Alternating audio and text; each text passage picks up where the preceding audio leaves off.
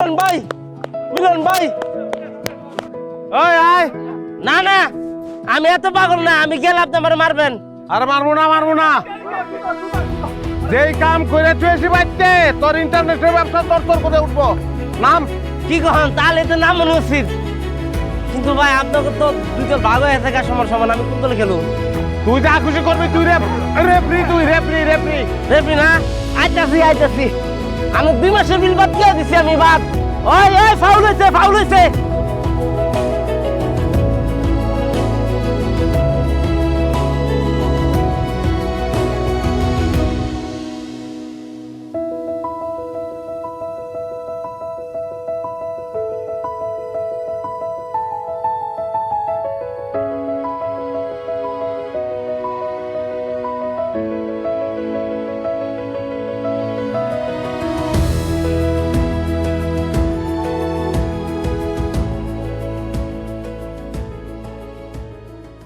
Mobile দাও। এই সারাদিন খালি মোবাইল। হ্যাঁ, কারেন্ট আছে দেখছস? মোবাইল দেবে কেন তোরে? এই ওর ধমকাইস না তো।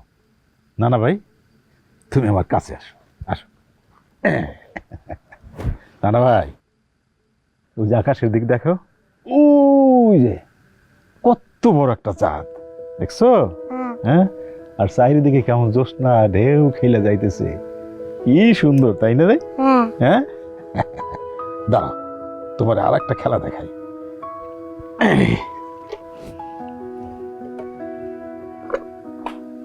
দেখছো, দেখো চারিদিকে কত জ্যোৎস্না, কি সুন্দর জ্যোৎস্না। আরে বাপ রে বাপ।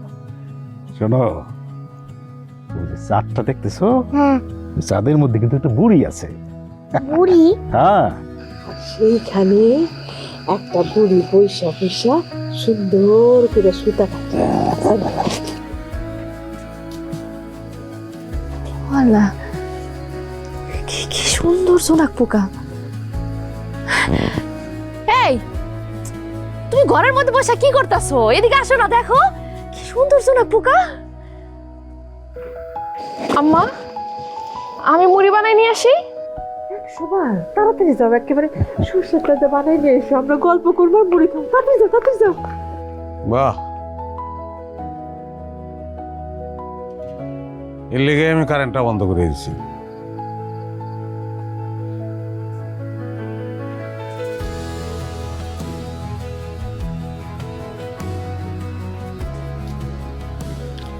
আমি কারেন্ট বন্ধ না করলে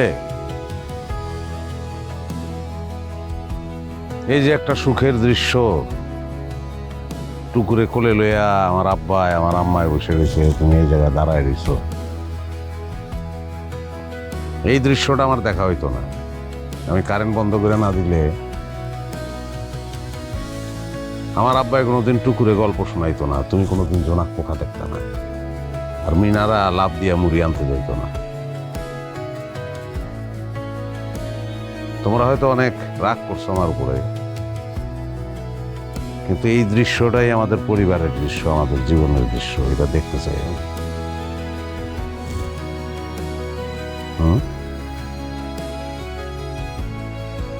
তোমরা সবাই তো আমার পাগল মনে করছো, আসলে পাগলই হয়ে গেছে। আমি হসপিটালে চাকরি করি তো, সব সিরিয়াল তো আমার হাত দিয়েই হয়। কত রুগী যে আসে, কত ধরনের সমস্যা নিয়ে, কারো চোখে সমস্যা, কারো কানে সমস্যা, কারো মাথায় সমস্যা, কারো ঘাড়ে ব্যথা, সব মোবাইলের কারণে। বাচ্চারা মোবাইলে আসক্ত হয়ে যেতেছে, মোবাইলে আসক্তি হওয়া যাওয়ার কারণে ছোটবেলা থেকেই তাদের চোখে সমস্যা হয়। কি শুনেনি, এই মানুষের মোবাইল ব্যবহারের কারণে এত খেয়ানত হয়, এত ক্ষতি হয় আব্বা? এটা তো খালি শারীরিক ক্ষতির কথা বললাম, কিন্তু সবচেয়ে বড় যে ক্ষতিটা,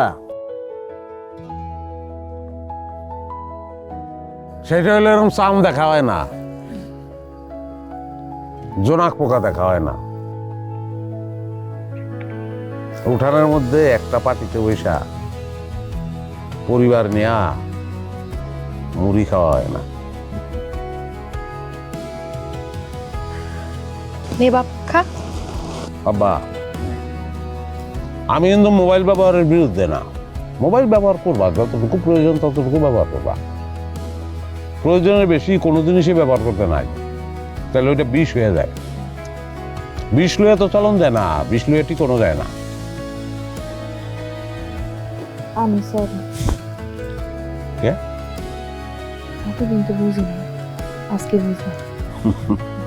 থ্যাংক ইউ। আব্বা, যে গুচ্ছাটা ওরা কইতেছিলা চান্দের গুচ্ছা কও, আমি ছোটবেলায় শুনছি, এই শুনতে শুনতে আবার ছোটবেলায় ঢুকে যেতে পারি না। হ্যাঁ বললাম, তুই যখন ওই নানা ভাইয়ের মতো আসলি তখন তোর ছোলো হইয়া এরকম পুঠানে হিন্দু হইয়া জ্যোৎস্না রাইতে কত গল্প করছি, এই চাঁদ নিয়া, আকাশের তারা নিয়া, হ্যাঁ বাঁশবাগানের মাথার উপর চাঁদ উঠেছে, ওই সেই কবিতা কত শুনেছি তোরে। মনে পড়ে?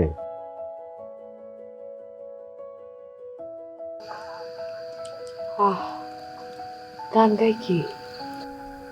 মানুষ, এই দেশের মানুষ মা,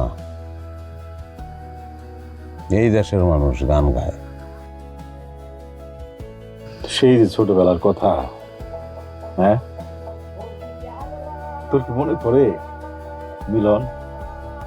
তোর হাতে ধইরা কত হাটে নিয়ে গেছি, হ্যাঁ দই মিষ্টি খাওয়াইছি, আবার ঠিক সন্ধ্যার সময় তোরে নিয়ে আবার বাড়ি সেই জ্যোৎস্না যাইতে আলো জলমলে সেই কাঁচা রাস্তা দিয়া, মেঠো পথ দিয়া হাত ধরে আসছ।